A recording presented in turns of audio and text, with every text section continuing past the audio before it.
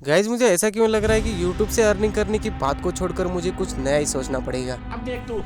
मतलब ऐसे मजदूरी करना? इसकी गारंटी मैं नहीं दे सकता। अरे ऐसा नहीं, आपको पता होगा मेरे घर का काम चल रहा है।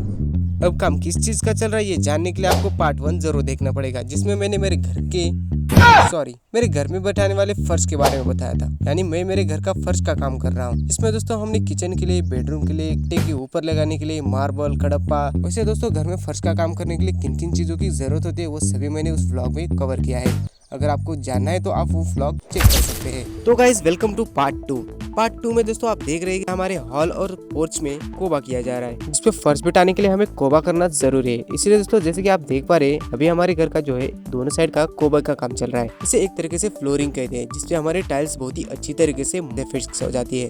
और दूसरे दिन लगे हाथ हमारे जहीर भाई ने किचन का काम भी शुरू कर दिया। इसके लिए दोस्तों सबसे पहले वॉल को कुछ इस तरीके से शेप में कट करना जरूरी है। तो हमारे जहीर भाई लगे वॉल को कट करने। वैसे चलो आपको वॉल की कटिंग से ही पता चल गया होगा कि हमारा किचन एल टाइप में बनने वाला है। वैसे दोस्तों किचन में बैठने वाले कड़प्पा फर्शी को किस तरीके से फिक्स किया जाता है आपको पता है? नहीं। अगर नहीं पता है तो चलिए दिखाता हूँ। इसके लिए दोस्तों सबसे पहले हमारे कड़प्पा फर्शी को मशीन से कुछ इस तरीके से कट किया जाता है और इसमें एक 10 रुपए का कॉइन फेविक्विक से फिक्स किया जाता है, जो काम करेगा सपोर्टिंग का। वैसे क्या दोस्तों एक 10 रुपए का कॉइन किचन कट्टे को सपोर्ट दे पाएगा?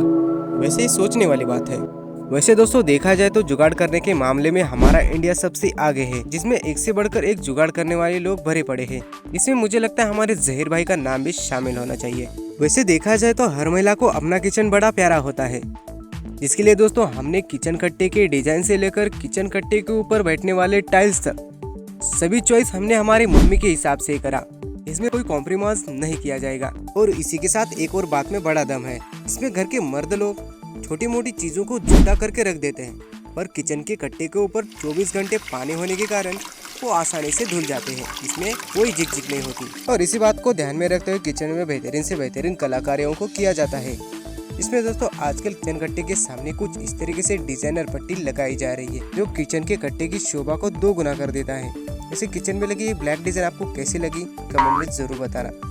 और अभी आप जो मेरे ऊपर जुल्म होता हुआ देख पा रहे हो, ये मेरी मम्मी ने किया है। वेरी गुड बेटा, जो मुझे सुबह सुबह 5 बजे उठाकर पानी देना था। वेरी गुड बेटा, तब तो तुम सेफ हो। शाबाश शाबाश। और तीसरे दिन शुरू हो जाता है हमारे खिड़कियों का काम। इसमें खिड़कियों के चारों ऊपर मार्बल को कुछ इस तरीके से फिक्स किया जाता है, जिससे दोस्तों हमारे घर की खिड़कियों को एक लग्जरियस रूप मिलता है, जिसको लगाने के बाद हमारी खिड़कियां तो मैक्स लेवल की दिख रहे थे। और अभी बिठाए जाने वाले इस मार्बल को किचन का एंड स्टॉप कहा जाता है। इसे मिस्त्रियों की भाषा में जाना जाए तो इसे घोड़ा कहते हैं, जो किचन के दोनों साइड लगता है। और ऐसा करके तीसरे दिन का काम पूरा होता है। और फिर हमारे चौथे दिन की शुरुआत होती है जोरों शोरों से, यानी धूल मिट्टी और जोरदार आवाज के साथ। सुनना चाहते हो? चल, ये सब क्या देखना पड़ रहा है? पर गाइस असली मजा तो तब आएगा जब हमारे टाइल्स लगेंगे किचन कट्टे के ऊपर। और साथ ही में कुछ हैरानी वाली चीज भी दिखने लगी कि ये नल के पॉइंट ये बनाएंगे कैसे। तो सबसे पहले तो उन्होंने कुछ इस तरीके से ग्राइंडर से टाइल्स को कट कर लिया। इससे होल करने के लिए उन्होंने कुछ इस तरीके से हैमरिंग यूज करी। इससे जो हमारे नल के पॉइंट आसानी से बन गए। और साथ ही में देखते देखते हमारे अन्नपूर्णा देवी की यह फोटो जो हमने स्पेशली हमारे किचन कट्टे के ऊपर लगाने के लिए ली थी, वो भी हमारे किचन के ऊपर फिक्स हो गई, जो दिखने में बहुत ही यूनिक दिख रही थी। और फाइनली हमारा वन साइड का काम पूरा हुआ और दूसरी साइड का काम अभी शुरू हो गया। और देखते ही देखते हमारे 2 साइड भी कंप्लीट हो गई। और इसी खुशी में आज बनेगी 10 किलो चावल की खिचड़ी, पर ये चावल नहीं रहती है। अभी ब्रेकिंग न्यूज ये है कि हमारे किचन में ये वाले टाइल्स लगने वाली है। वैसे ये टाइल्स कैसे है आपको कमेंट में जरूर बताना। और देखते देखते किचन की टाइल्स को बिठाने का काम भी शुरू हो गया था। और दोस्तों टाइल्स बिठाने को टाइम लगता है, इसलिए मैं थोड़ा मूतने क्या चला गया। यहाँ पे तो सभी टाइल्स बढ़ गई भाई, ये तो शुरू होते ही खत्म हो गया यार। अभी किचन की टाइल्स किस तरीके से बैठते हैं ये देखने वाला सीन मैं मिस कर गया। पर बेडरूम की टाइल्स बैठने वाला सीन मैं नहीं छोड़ूंगा। पर यहाँ पे भी कुछ लोग आ जाते हैं हमें रोकने। और फाइनली मैंने एक टाइल्स को हॉल में या किचन में या कहीं भी किस तरीके से फिट करते हैं ये आज मैंने फाइनली देख लिया। पर क्या आप जानते हो इस नाजुक से दिखने वाले टाइल्स फर्शी को एक्चुअली कट कैसे करते हैं? तो चलिए सीधा आज वही देखते हैं। अभी स्क्रीन में दिखाई जाने वाली इस मशीन को जिसे मैनुअली टाइल्स कटर कहते हैं। कभी कभी दोस्तों कुछ ऐसा हो जाता है कि साइड पे दोस्तों काम करते वक्त लाइट चली जाती है। बेसिकली सभी मिस्त्री जो है टाइल्स को इलेक्ट्रिक मशीन से कट करते हैं, पर बाय चांस अगर इलेक्ट्रिसिटी हमारे पास ना हो तो अभी हमारे सामने एक क्वेश्चन आता है कि इस टाइल्स को कट कैसे करें। तो इसका बेहतरीन उपाय है ये मैनुअल कटर मशीन, जैसे कि आप वीडियो में देख पा रहे हैं हमारे जहीर भाई टाइल्स को कितनी आसानी से कट कर रहे हैं। वैसे ये टाइल्स फर्श बैठने के बाद और भी सुंदर दिख रही थी, जिसके चलते मुझे इसका एक चुम्बन लेने का मन कर रहा था। और देखते ही देखते हमारी पोर्च की टाइल्स का काम भी खत्म हो गया और हॉल का काम शुरू हो गया। तो दोस्तों पोर्च में बैठी ये टाइल्स आपको कैसे लगी कमेंट में जरूर बताना।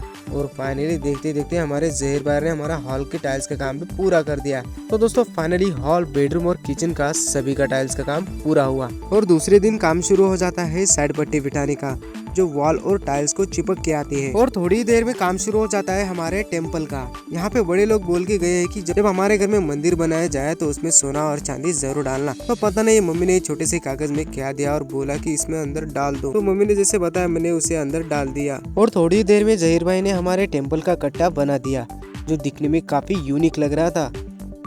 और जैसे कि मैंने आपको बताया था कि साइड पट्टी का काम चल रहा है, तो हमारी साइड पट्टी भी लगभग खत्म ही हो गई थी। तो चलिए देखते कि साइड पट्टी भी किस तरीके से बिठाई जाती है।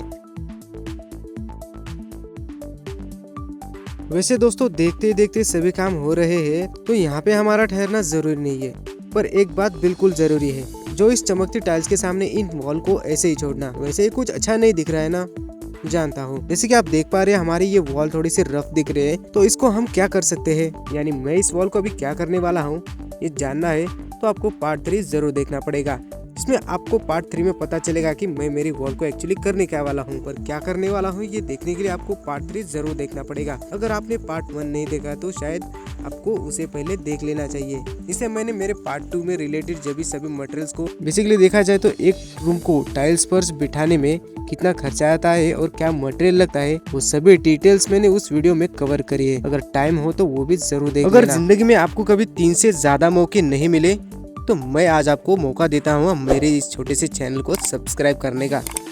तो इस मौके को कभी हाथ से गंवाना नहीं, यानी कोई मौका हाथ से गंवा बैठते हो तो उसी बात को सोचकर आपकी पूरी लाइफ बस सोचने में ही चली जाती है। इस बात को ध्यान में रखते हुए सब्सक्राइब भी कर लेना मेरे भाई।